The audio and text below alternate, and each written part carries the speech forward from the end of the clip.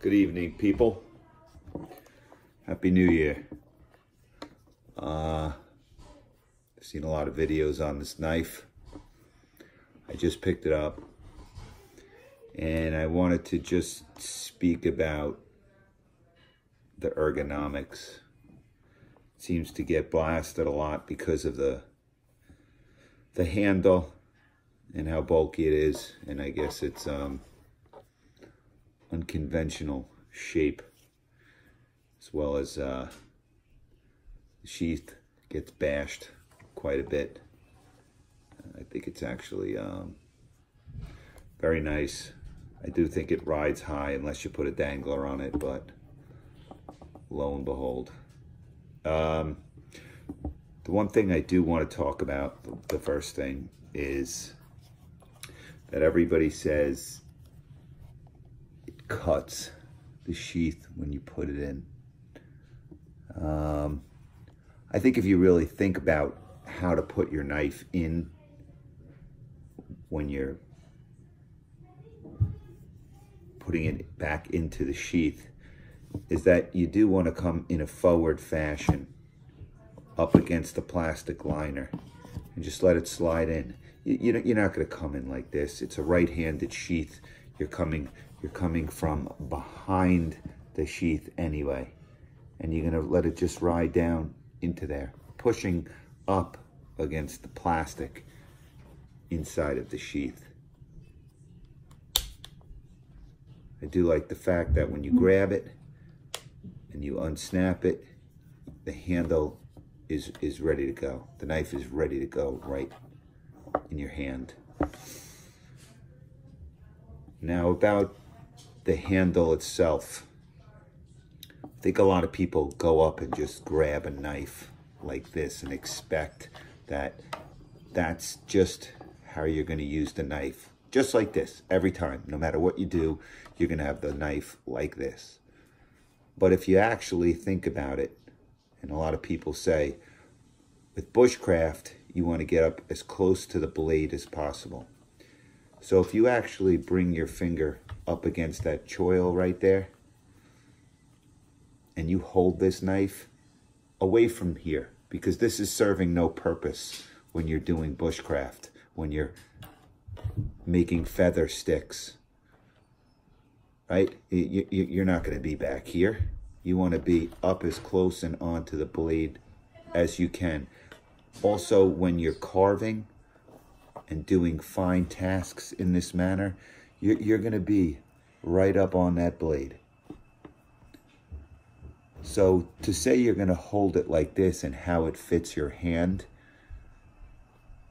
is irrelevant to anything. You're going to want to be up on this blade like that, right? Right up to the bitter end.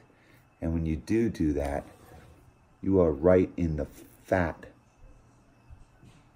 of this handle. Now, if you're cutting like this, whether it be prepping food, cutting rope, stabbing something in, you're going to be back here. And then if you look where my fingers are, they're up here, and it's actually right where the grip is and right where the palm swell is, actually is holding you from slipping forward. And you're in a beautiful cutting position. When you're striking a ferrule rod, again, you're up on the palm swell here with your finger right in that groove. And you're pushing with a great 90-degree spine that throws amazing sparks, better than any knife I have.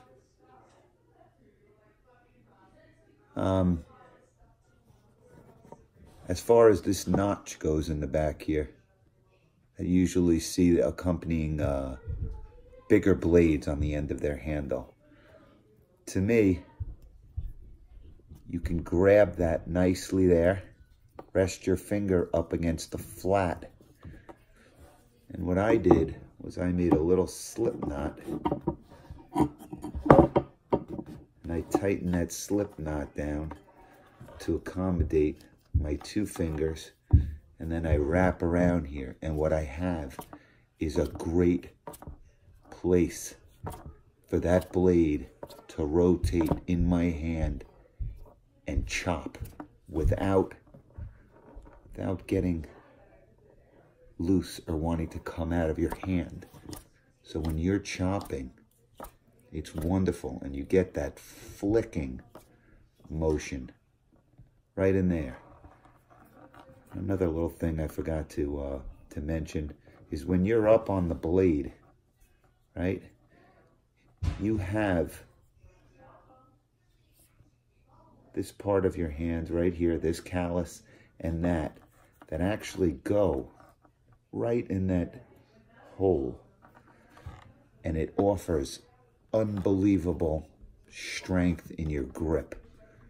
A medium, large hands, kind of narrow fingers, and when you reverse it around and want to do a pull motion, again, you're locked.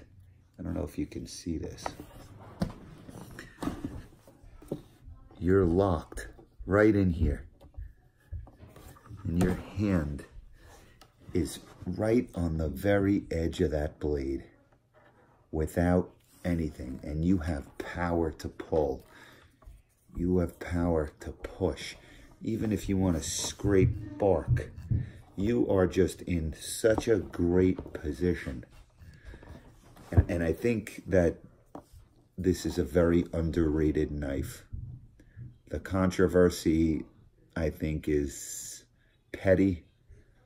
I think that the handle is made for multi-positions depending on what you're doing. And it serves each little intricate part, and how it's shaped really plays a part in what you're doing and how you're holding it. And again, I think this sheath is beautiful. I put mink oil on my sheath.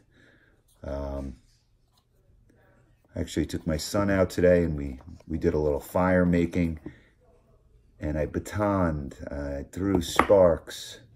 I actually didn't realize it, and I struck the ferrocerium rod with the blade, but I just ran it across 3 or 4 times on a ceramic rod, and then I stropped it, and no problem. Back to razor sharp, like it came out of the box. I think it's well worth the money. I think it's a quality blade. I think you could beat on this thing up here if you needed to. Whatever, I'm sure it'll be controversial and I'll get some flack for it, but it's YouTube. And again, there you go, right in there. There is no cutting the sheath. And even if you were, it's a generous piece of leather in there. All the way up. The grommet right there. It'll be the first thing you'll hit before you hit the stitching. And it's a beautiful knife. So I hope you guys enjoy this, and let's hear your comments. I've used this quite a bit. I have a little ferrocerium rod there too. Again, Happy New Year. I hope you enjoyed this video.